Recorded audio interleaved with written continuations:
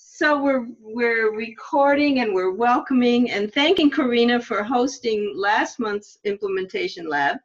And I see those of you who come on and listen to the recording on our YouTube channel. There's a bunch of you that watch that. So I'm very delighted and pleased, and thank you for doing that. And she did a wonderful job, by the way.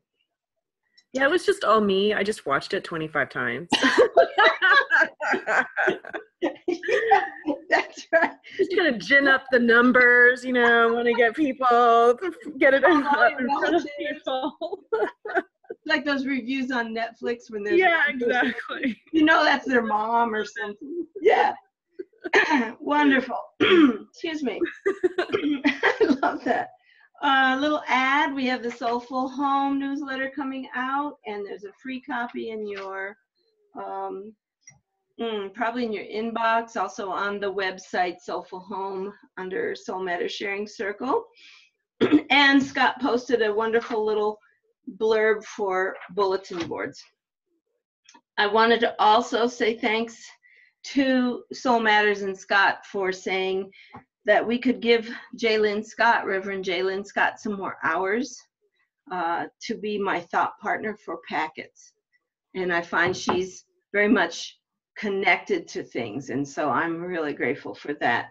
We did the possibility together, and we are doing, no, maybe it wasn't until February. We did trust together, and now we are doing the journey for March together. So I thought I'd give a little bit of overview of my glimpse at the packet, just in case you guys haven't been having a chance to read it. Didn't you read it? Like, open it as soon as it came in your inbox. So there's 4 Sundays, and my buckets or lenses for the 4 Sundays are the possibility of you. Sort of getting at, within each child, there's the possibility of endless hope and possibility. Then there are the impossible possibilities, and for me that was the things that used to be thought impossible and now are possible. The very most obvious one, airplanes. Just a few years ago, in geological time, people were saying no one will ever be able to fly, and now it's just a given. So that's my sort of science and reason bucket.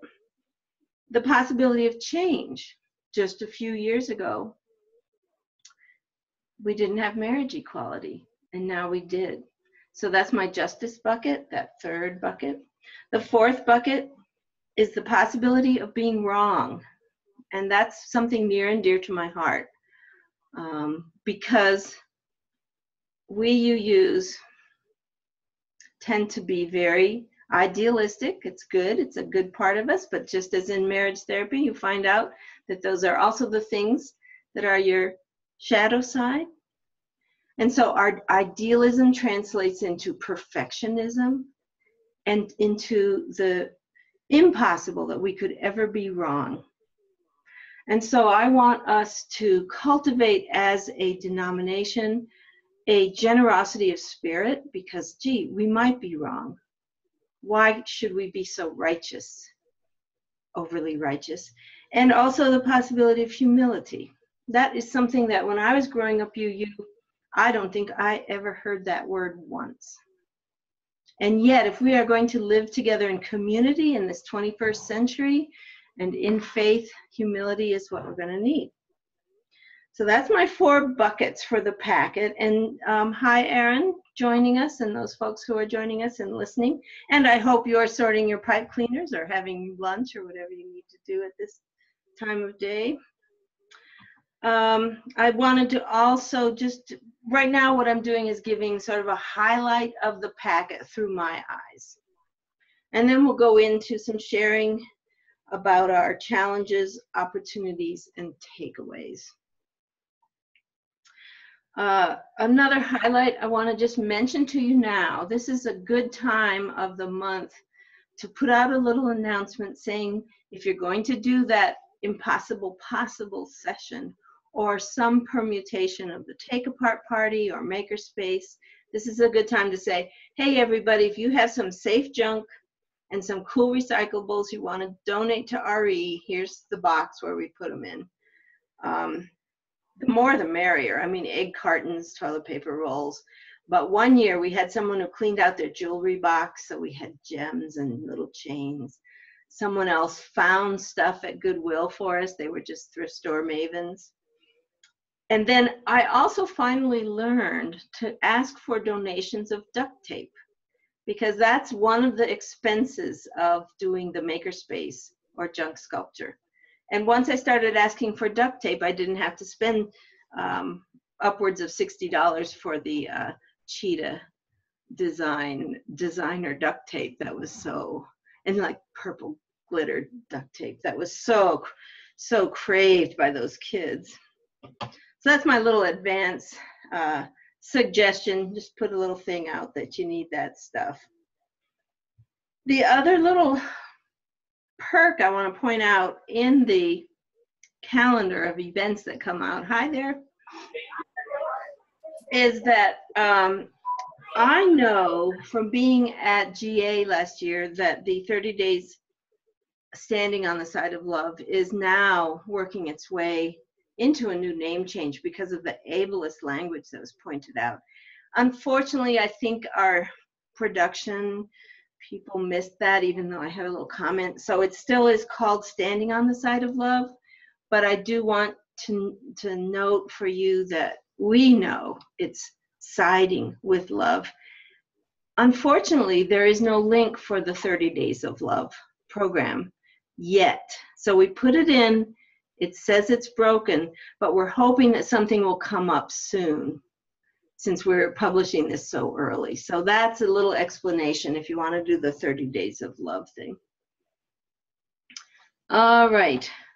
Last but not least, a shout out and thank you for sharing her traveling chalice stuff. And Karina, you were the one that gave me her contact, and she was just overjoyed to share it all with us. So she gave us her bulletin board stuff, her For All Ages introduction of the program, and the little piece of paper that she sends out with the families. And that is the idea, sort of like the Flat Stanley idea, which I think, Leah, you had done. But that's the idea that you send this chalice box home with a family for a week or two, and then it comes back. So it's a really nice learning opportunity, and I put it under UU Liturgy because I think everyone should be doing that. All right, so I went through the 4 possible buckets, and now I'll highlight a few of the things that I learned, I loved, and really changed me. It's one of the things about writing these packets is to realize how much I am changed by these things. Holly Neer, who's someone back in my generation, but she's also current, she wrote, "We are a gentle, angry people." During the assassination of Harvey Milk, and there was another shooting that was going on. And I remember Reverend Helen Bishop telling the story at one Laredo Falcon, that the people were in the streets ready to riot because this was such a heartbreaking, unjust thing. The very first gay city council member in San Francisco was killed at the State House. And they started singing, "We are a gentle, angry people." And for some universal karma, that changed the mood from one of riot to heartbreak and yet determination to continue this work forward. And so Kimberly DeBoos, who writes a wonderful blog, Reverend Kimberly, about Notes from the Far Fringe, where she reviews each hymn. And she's one of my go-to for these songs for all ages that I put in, which, by the way, is how I'm trying to decrease the silos. So you can give For All Ages to your music minister or your choral director and say, "Hey, you want to do this instead of me and the minister?" Giving the backstory of our beautiful songs. Here's the backstory that she experienced. Holly Neer was singing this song, and she said, "I don't know anymore if we should be singing gay and straight, because we're in the gender binary era now. Or no, we're not in the gender binary era now. We're not really, we're talking about alphabet soup, not even finding all the permutations of people's expressions of themselves. And so she, right there on stage, said, so here's what I want to change this song to. We are a gentle, angry people, into we are all in this together, instead of we are a gay and straight together. We are all in this together. And that illustrates the possibility of change for justice. All right, so I also did fortune tellers as the possibility of change. And this is one of my tricks I learned when I was a designer of children's museums way back in the 80s, right out of graduate school. We did things in the Boston Children's Museum right when that whole movement was starting. But what I learned to do was take kid culture and combine it with the message. That's really how I've written a lot of my curriculums. You take things already in kid culture, like this, it's sometimes called cootie catchers, it's called paper fortune tellers. And my kindergarten grandson can make these. And he doesn't quite understand it all, but he's got it. So let's see, let's pick one. We'll say green, and so you go Green, and then you say, pick a number. Leah, hold up your fingers for what number you would like to pick. 5, 1, 2, 3, 4, 5. And then you look, and Karina, pick a number for your fortune. 2, okay. So inside, and I've put little writings on all of them. And so our fortune today is, you will help another today. So you see, this is kid culture plus the message that there is the possibility of change. And you know, then of course my kindergartner wants to open them all up because he can't stand the tension. So you will practice love this week. You will be kind to four-leggeds tomorrow. You will care for Mother Earth endlessly. Those are all the things that I had as suggestions, and I actually only did 7 so that there was room for you guys to add one. And the one I added for us is, you will meditate for calm today. Yeah. Okay, so that's kid culture plus message. It's the same thing I do with puppets. It's the same thing I do with jump rope. It's the same thing I do with any game that you can think of. The Eensy Weensy Spider becomes a parable for when we make mistakes. And Scott was pushing back. He's like, you really think we should be saying the Eensy Weensy Spider made a mistake and climbing back up when the rain is going to wash him up? I said, yeah, let's just go with it. Let's see if this is going to happen. Kids will know, and they'll have fun with it. They'll say, yeah, maybe she should climb up, the Eensy Weensy Spider should climb up a tree so she can hide under a leaf when the rain comes. All right, so possibility of change, Eensy Weensy Spider. That's in the packet, by the way. Let's see. I wanted to highlight why I always put service opportunities in each session.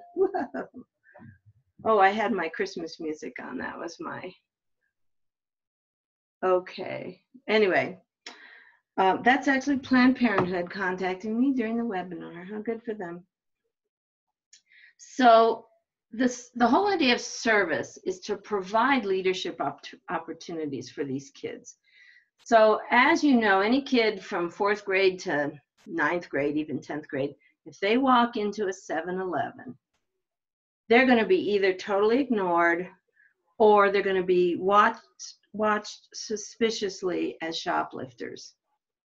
And so I want our church community culture to say to them, just like we say to adults, hopefully, you have a gift. And we are so grateful that you can bring that gift here. So I do service for every age group in every packet. Even the preschoolers, can they go out and put their little, whatever it's going to be, sculpture on the coffee table hour? Or can they share with their parents what they learned? There's some pretty big service suggestions because of I'm challenging people to try something new in terms of the possibility of change.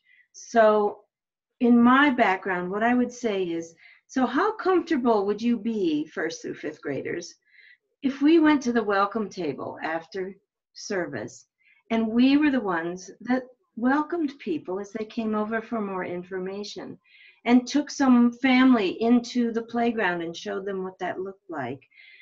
I want the children to be comfortable to do that and yet also try something that will expand them. And I find if they do it as a group, it's not quite as intimidating. So that was that exercise. That's where that sprang from. And the idea of everyone doing service so that our middle school and our youth, they don't become liabilities that we have to provide yet another something for them to do. They become people who can expand our congregational gifts into the world. So let's not forget the service that they can provide. Going out and creating the obstacle course for the little kids as part of their service to the congregation. Being the reader. I'm all over these leadership opportunities, especially for our youth. As you know, I wrote a book that said that's one of the 2 most important things that we can do to create lifelong UUs. Provide leadership opportunities and provide youth group experiences. All right, so I just wanted to highlight that particular part and why I always stick it in. Then I wanted to tell you about the Used to Thinks. This was a book from the 80s, Edith Hunter wrote. And if you can find a copy, it's essentially full of for all ages. It's called Conversations with Children by Edith Hunter. Might be around in your library, or you might find someone who's trying to get rid of 50 copies. But this is the whole idea that we used to think that airplanes were impossible. And now we know that we can fly. We used to think that marriage equality was going to be impossible and a long fight. But because of whatever has changed in our society, social media, the quickness that we can interpret the world, we now have marriage equality. We used to think that you always had to do clothes washing by hand, and now we have washing machines. There was a wonderful story about the woman who invented the dishwasher, for heaven's sakes. So I just wanted to highlight that Used to Think is in this book. That's was my go-to in the 80s when I was starting to be our DRE. There it is. And that's what it looks like in that permutation. I bet you this is a updated version because it doesn't look quite so scruffy. 4th printing 83, 2nd printing 63. Actually this may be an older one.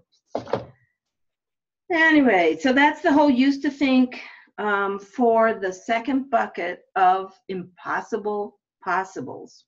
That's where that came from.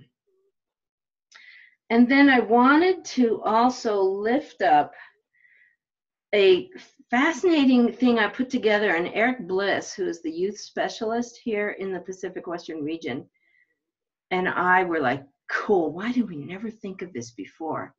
And that is learning from the tradition of martial arts for the possibility of change, the possibility of being wrong and the development of humility. When you go into a martial arts studio, you bow to your instructor, you bow to your fellow trainees, and you usually bow to whatever picture of your leader there is. And I thought to myself, what would it be like in youth group if one day we asked them to go in with this attitude of humility, and just like martial arts, which is of course cool, bow to the chalice. What would that mean? That you approach it with humility, And then bow to your leaders, bow to your advisors to honor their time and energy that they're spending with you. And then bow to each other to honor the synergy that you have as a youth group. I would love to be a fly on the wall and to see what kind of gestalt that creates in a youth group. Because my experience of youth group is you're sort of, you're always a little in competition. Who's got the saddest story for the joys and concerns, Who's got the most cool thing that they've got in their hand right then? Who's got the yo-yo or whatever it's going to be that day? Or who's playing with their video game? There's a subtle sense of competition. And what if we invited them into humility as a possibility? So I hope that somebody tries that, because for me, it's just in my imagination. But I was so struck at how the martial arts people do that. And so many of our families send their children to martial arts training. And is this what we want them to learn? Yes, it's this humility. All right. It's also the generosity of spirit. I have a rant, I think it's number 14 in my brain here, about how sometimes we lack the generosity of spirit. And that has to do with forgiving each other and humility. And not being righteous, because we human beings love to be righteous. We love to pounce on someone who has said something that could be interpreted as racist, when it might just be naivety. I can think of an example way back in the 90s when we were sitting with a bunch of parents, and this was about teaching about same-sex unions, 1992. And there were parents of first and second graders, and one woman said, but I just feel like, do we really have to introduce that right now in first and second grade? It's a pretty common response, isn't it? And the instructor, who was not an OWL-trained instructor, pounced on her and said, well, that doesn't sound very you, and that's really judgmental, and immediately closed down the conversation.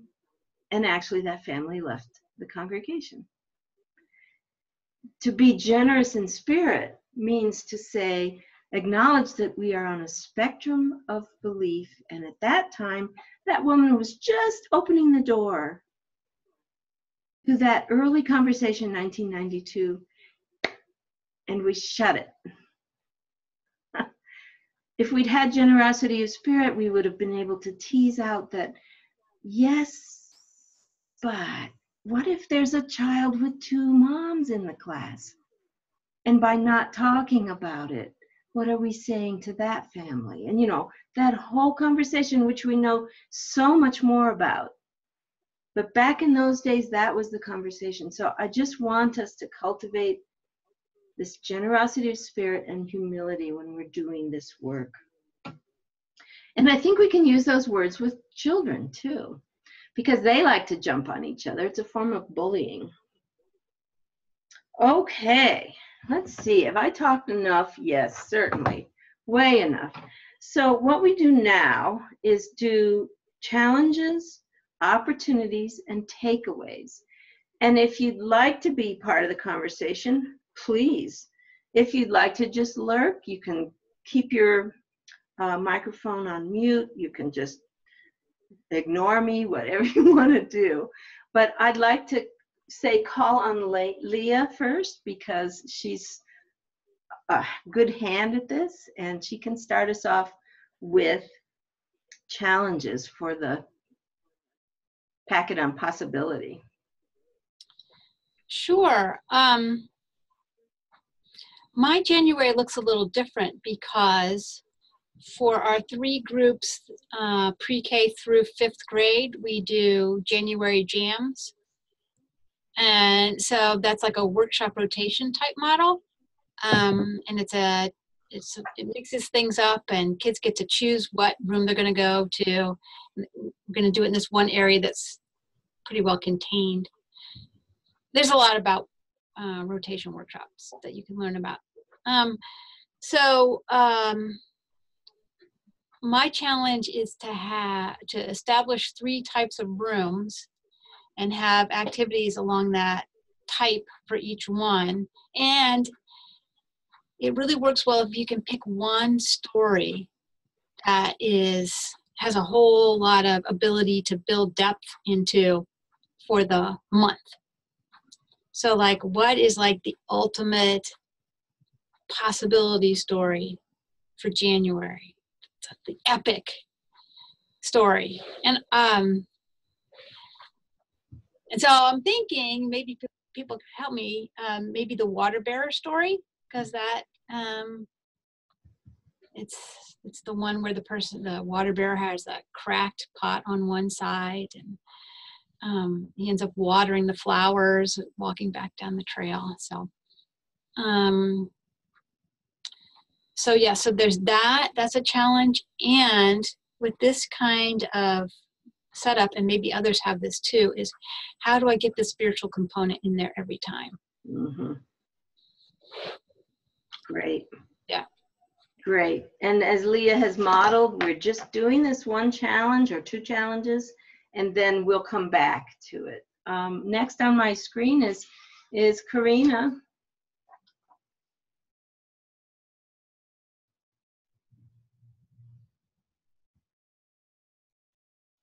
I know that I'll have an uptick in attendance probably in January because people kind of make a recommitment to coming to church in the new year. It kind of drops off a little bit. November, December for travel and holidays and things. And so people will be recommitting and wanting to be. So I want to make sure that I have robust programming for them when they return. I know we will be kicking off our Surprise Pals program too. We're starting to solicit right now for pals for that. So I just want to make sure I have my ducks in a row. And tomorrow I'm going to meet with my minister to plan for January.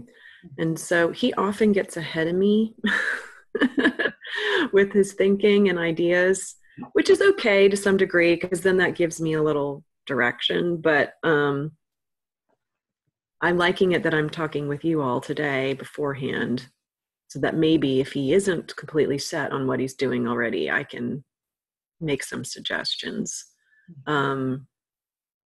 But we'll have that children's chapel the first Sunday, and possibility. I've done an activity before with the kids, thinking about New Year and what they would like that year to look like for them. So possibility is a great theme. I'm supposed to be coming up with a challenge, right? I think the one about making the being prepared with the right number of teachers and classroom helpers, getting everybody signed up so that we are looking good for all the potential people we may have beyond what we have normally. Mm-hmm. Nice. So visitors. All right. Good challenge. How about Ashley? You want to share, Ashley? Sure. I have my 1-year-old back here entertaining herself, so that's sorry about the extra noise. So my challenge for next month is that I'm new.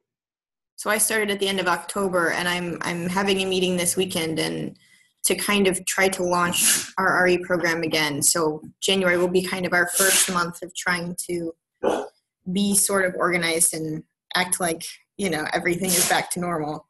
At the same time as allowing room for the congregation to examine, it's going to be basically kicking off 6 months of examining our RE program that the congregation wants. Mm-hmm. So possibility is a great theme. I just have to figure out how to integrate that with the return of our minister from sabbatical and, launching this, discernment process, and as well as the technical challenges of, I've been trying not to reinstitute a multi-classroom model because I don't know if that's what we'll end up with. So we've been trying to do like a one-room schoolhouse, more like the January jams, like stations. So that's probably what I'll be doing most of January. And be flexible, because I have a lot of volunteers who have just shown up in that, like, I know that they're volunteers, but they don't necessarily tell me ahead of time that they're available. So I have to have a plan that's, okay, we can do this with 2 people, or we can do this with 6 people, or, so yeah, I have to have flexibility. Nice. All right. Thank you, Ashley. Good challenges. Is there anyone else who would like to share? Oh, we lost a bunch of people. Either that or I'm going to go to the gallery view. Yep. Yeah, Erin just left. I don't know. Yeah. Okay. Well, that's okay. It's the 4 of us. Yes. Well, in that case, let's brainstorm for each other. And we'll have time to do some reflection on what we've heard Karina and Ashley and Leah say. Let's add this little section in here, solution. Everybody just wanted to hear me speak, I guess, huh?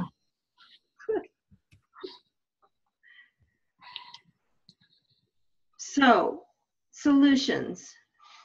For Leah, the epic story with the water garden and keeping that spiritual. Yeah, and like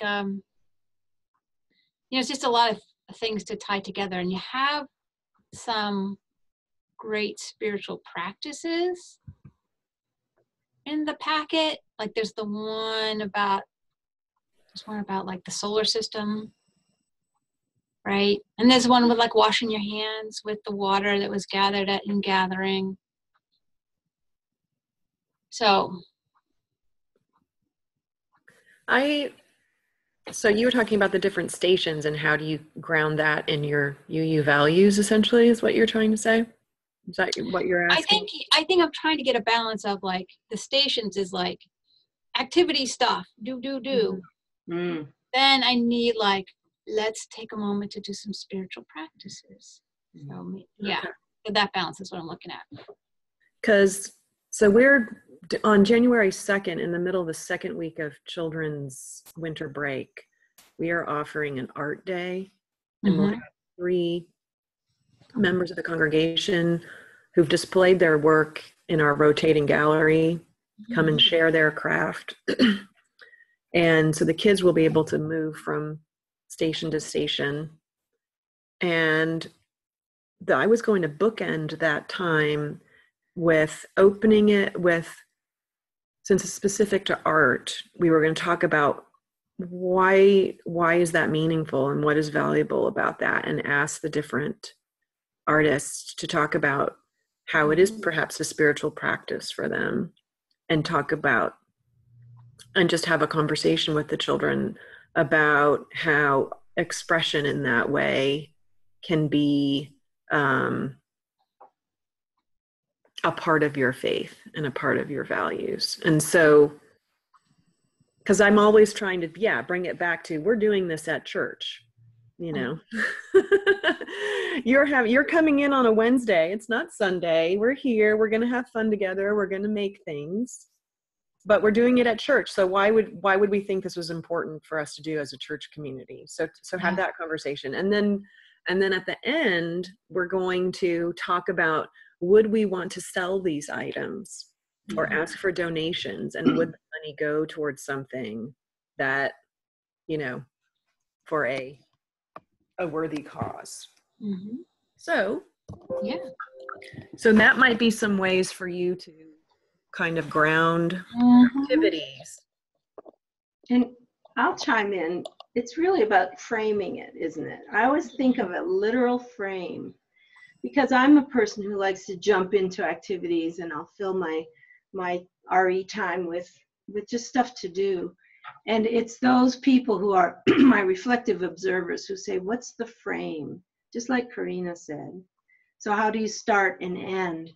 And one of my most successful RE committees, we had a 2-year term, and this is also for Ashley, your work, is the one that they sang, it's in every one of us, to be wise. at the end of every meeting to each other. And my goodness, the feeling was lifted up after all this, you know what RE committee is like, all this work and scheduling and calendars and angst. And then we'd say, it's in every one of us to be wise. Find your heart, open up both your eyes. We can all be anything if we only look inside. It's in every one of us to by and by. And it was so beautiful. And after 2 years, they sang that to each other every meeting, and it lifted up. And I think, Leah, the same thing with the children. Mm-hmm. Music lifts us up into spiritual time. It's mm-hmm. the most easily accessible UU spiritual practice. Mm-hmm. You don't have to go to the beginning. Yeah. Yeah, nice. Thanks. Beginning and ending with song. I was lucky enough that our preschool teacher was also a guitar player. And so she would come in and just sing, open and shut the session, and it just felt good to all of us. Well, that's the neat thing about UU Jams. It's like, it's only a month. So I have a guitar player. Maybe he would come in just for that month. Oh, yeah. Yeah. Mm-hmm. Good idea. Good idea. Erin, you're on and off, and I think you're just lurking, but if you'd like to jump in with a challenge, we've moved into solutions.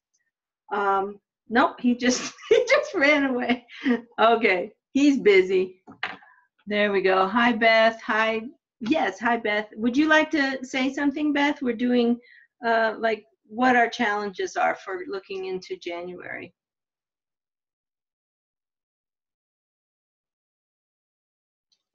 January. Just coming out of the holiday seasons with a lot of things that I've put off until after the holidays. So, you know, you get through pageant, you get through December, and then it feels like things are going to calm down, but everything else kind of comes roaring back. But nothing bad, just a lot of stuff going on, a lot of plates to balance. Yeah. And I am also very aware of the internal journey that I took through the holidays, and then you come back to January and you're exhausted because you just did 7 services and all the extras of the pageant and everything. And so I also encourage you to give yourselves permission to start out slowly in January, because certainly our people will be feeling this too. You know, they've made, they're going to the gym now. They've made their New Year's resolution. They're sort of tired of the colors red and green, you know, and they're tired of all the extra stuff that comes with the holidays. And so I always felt that it was a time to be gentle with each other. And I would tell that to people. And that's also from the minister I worked with, Lydia Ferrenti Roseberry. She would just say, be gentle and kind to each other as staff, because we're exhausted. And so when you're thinking about these new implementation programs, be careful about your energy, because you want to continue your presence rather than burn out by May and say, forget this all. And yet, I'm really aware for Karina, when you say there's an uptick in attendance, that is so true, isn't it? People's New Year's resolution is like, yeah, dang, we should have gone to church this fall. Let's go now, woo! And so instead of programming, though, would it be appropriate to look at that welcome table and the whole visitor membership silo that's going on in your church, and sort of give that back to them? Are there youth who might volunteer? So here's the trade-off, you know. Are there youth who might volunteer to serve on that welcome table? I don't know how you guys had it, but for me, it was like 4 old ladies would sit at that welcome table. And they'd always be like, oh, no one ever wants to do this. And yet, if I could say, oh yeah, Sally and Brett both want to come in and help you. Take people back when they come in and they don't know where to go. Then they get re-energized, and then they might give to you a gift of, yeah, and all these new people who are visiting, I'm going to, those welcome table people are going to give them new materials. Oh, I just thought of something else. We made welcome table bags with our church colors. We branded our church colors. They were turquoise and brown. And I created, excuse me, I'm losing my voice. I created with the children a paper lunch bag. We put in the welcome stuff, like whatever their visitors table is going to give them, and a chocolate and some pipe cleaners and maybe a few little welcome cards. That's something that you could do in these slow times like the Sunday after Christmas. And then I'd give them a tray of these so that any family that walked in would get this little welcome bag. Or you decide if you're going to give one bag to each kid who walks in or whatever is appropriate for your congregation. And it, once again, it helps those ladies at the welcome table feel like they're looped into religious education, and also that religious education is looped in, and those visitors are like, oh, cool, I get a little bag with something in it, chocolate. That was a very popular thing that we did. So that might help you with that uptick in visitors. Because they're walking in and you're like, oh God, I'm so tired. Just a brainstorm from me. What did I write down?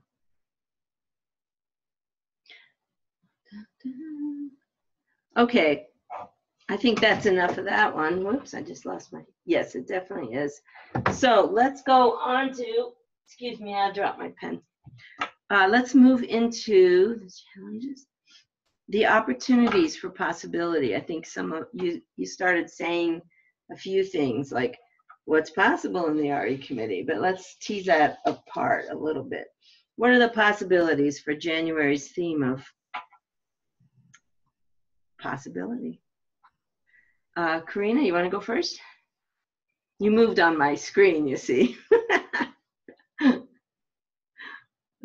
I was looking at what Beth had shared in the chat box, which is the take you home with you pizza box thing, which is always fun. Mm-hmm. A good one.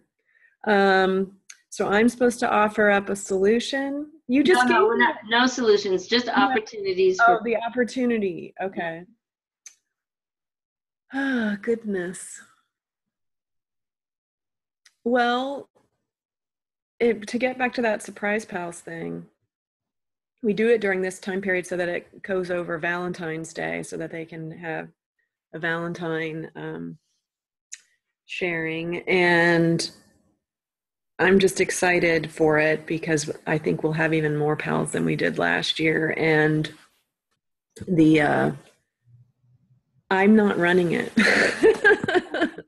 I had to run it last year, but I got somebody else who was a pal last year and is taking on the role. And so it was really lovely for him to come forward and introduce it and announce it last Sunday, because it was a testimonial from him too, because he'd done it, so it was nice. So I'm excited for that. And I think it's nice to have it at the beginning of the year too, in this theme. It's like, oh, you're going to make a friend. Anything is possible. You'll make a friend with someone who's at least 50 years older than you, if not more. So yeah. Cool. I'm excited for that. When we put that into the packet, it went in for the February packet on trust. And the words that came to us in terms of making it spiritual was that we're sharing our vulnerabilities with each other when we're doing this Mystery Pals. And that's why it's such a gentle, delicate, appropriate thing to do between the generations. I like that. Alrighty, Leah. So I had a couple thoughts. One is if we're going to have a jam on junk art, junk sculpture. So I'd like to frame it that way as something artistic. Yeah. So that you know, maybe it could represent something. Even if it doesn't represent something while they're doing it, at the end they could say, yeah, this represents whatever. And then the challenge is like, what do you do with those big things? And then that they've been worked on by a group. I think, yeah, you know, you could take a picture and post it, but what if we had a gallery opening and with snacks, and we invited the adults, and the kids could share their works of art, and the adults could honor the artists and to have a little reception. Oh, I love that. Yeah. And then I was thinking, too, since we'll have the same story for all 4 weeks, that the kids who come more than once a month will know the story and maybe well enough to enact it. So maybe one time we could enact it in the service. So we could have the water bearer, and then we could have kids like lined up, like crouched down on one side, and then they could spring up with like flower things. Yep. Yeah. And you know my motto, I think I told you this last week, but it's that children don't get enough clay and animals. So making pots is another thing that would come. Oh, yeah, yeah. There's a Japanese thing of The broken pot, the roiku or whatever it is. yes, and they put They gold. mix it with gold. Yeah. Yes. I wonder if there's something there. We were thinking actually of smashing teacups and then putting them back together. And then we thought about it and we're like, that doesn't actually, that to destroy something to create, it didn't work. But anyway, there was a word, I think it started with W too. It's called kintsugi. There you go. Kintsugi. That's W, isn't it? Or an R. Or not? Could be. But it could be that, you know, they could make the pot and then say, well, where are the imperfections in this pot, and put glittery paint on it or something like that to cover it up. Mm-hmm. Yeah, cool. Ooh, Thank you. that sounds like a fun thing. I'm going to come over to Albany and Okay, do hang out with you. Yeah. anytime. All right, Ashley, you have some opportunities for possibilities.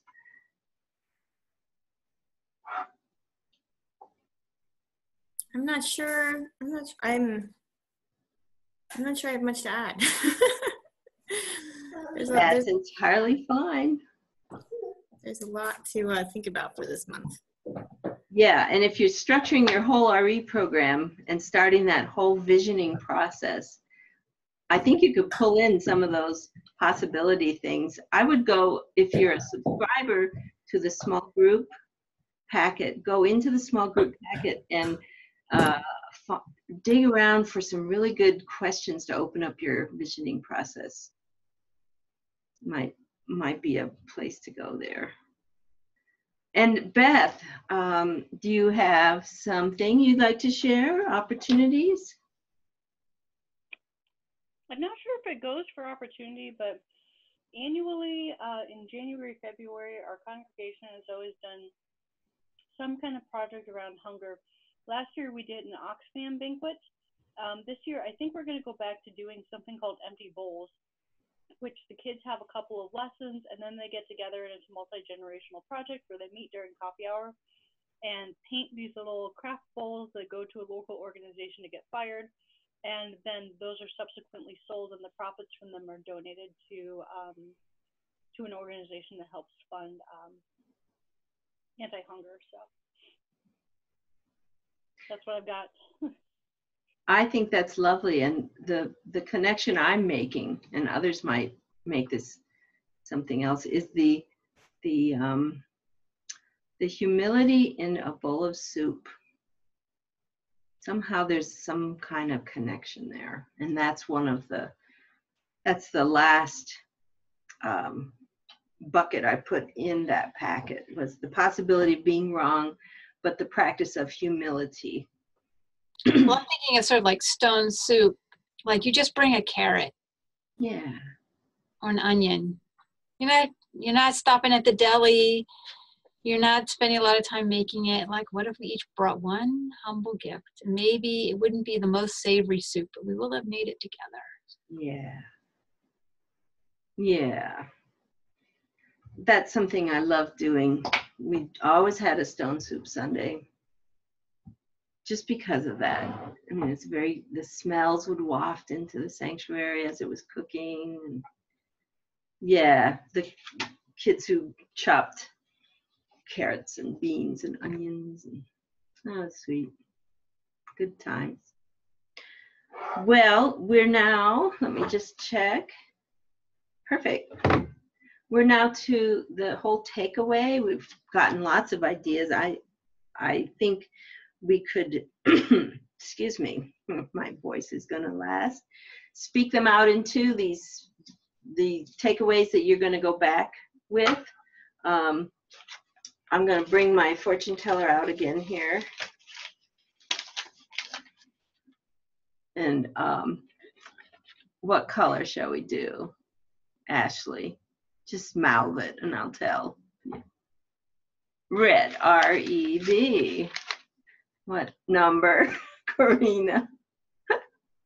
Number 3, 2, 3, and what number? Oops. Leah. And they're holding their fingers up. Well, let's see what our fortune is here for our takeaways. You will meditate for calm today. That was the one I added for all of us.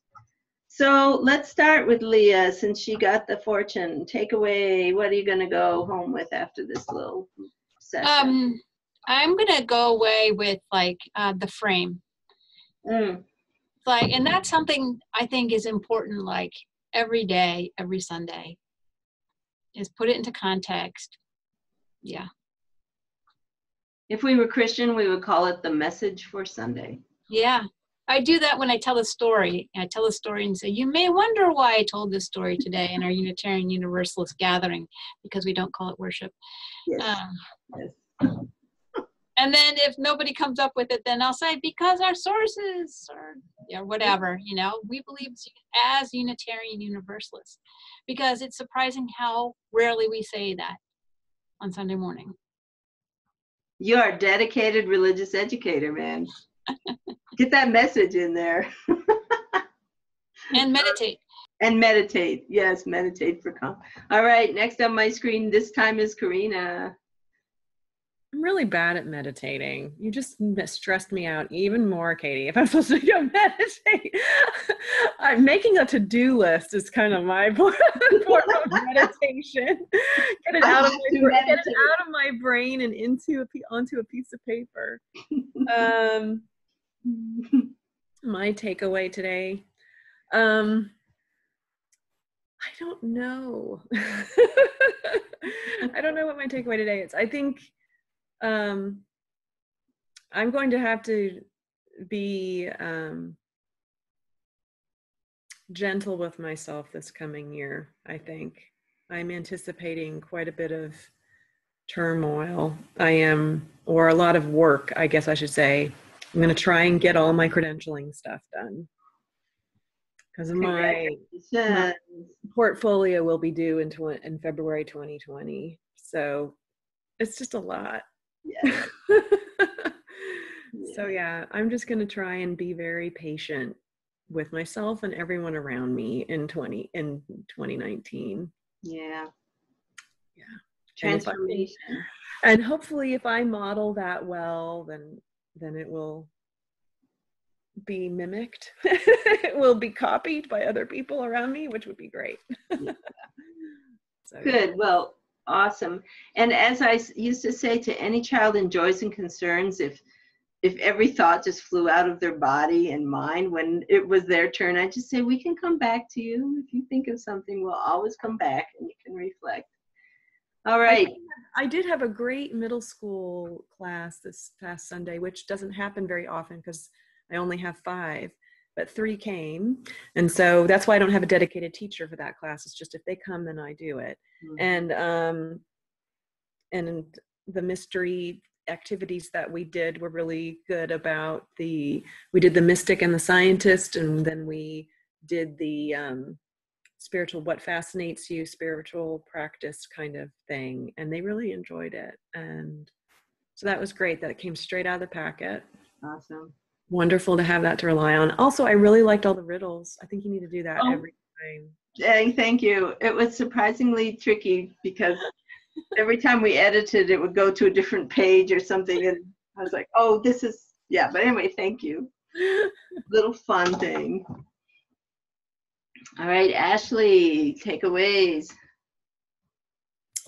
Well, I love the idea of doing the welcome bags, and I feel really inspired to try to make connections, especially since it's a start for the RE program between those different. So making connections with the membership, making connections with some of these other, and trying to do as much as I can in January. And then hopefully we can do surprise pals in February and start it then, but we'll have started making those connections. So that's my takeaway, figuring out how. Awesome. There's stuff going on in the chat, and I can't really see it because I'm recording, and that would just like mess everything up. So if there's something good, lift it up. Oh, there's lots of stuff like, ha, smiley face. Woohoo! You got this, Karina. Yeah, good. Good. So it's basically stuff from the peanut gallery. So. The peanut gallery, okay. Beth, do you have something you'd like to add in terms of a takeaway? My takeaway is I really like your little fortune teller thing, and I think it's lovely to have something fun and creative as part of the meeting. So thank you for that. Oh, you're welcome. I almost pulled down one of my puppets, but I knew there wasn't going to be time, but I will pull a puppet because I do these little puppet show things in the packet. So I'll speak the way I'm imagining it someday. Well, ladies, it's been wonderful. I love you all. Happy Christmas. And the next meeting, next lab will be January 2nd, 1 p.m. That will be on wholeness for April. And the second Wednesday will be January 9th, 1 p.m. trust for February. And as always, you have my gratitude for the ministry and the gifts that you bring to our families and our children. We turn it back to you, Katie. Thank you so much. And have a lovely holiday season. Thank you. I won't make January 2nd call. I'll be making art with the kids. So. Cool. Cool. All right.